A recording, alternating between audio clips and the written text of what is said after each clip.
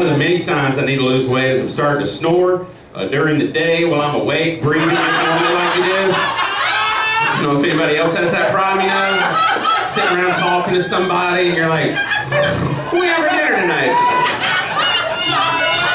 Kids done your homework yet? A couple of Big Macs, a couple of fries.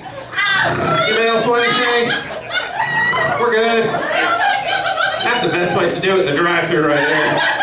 You pull around to that window, that dude's like, what in the hell is going on? Oh, I see now, I get it. You're like, sorry. I didn't snore when I ordered.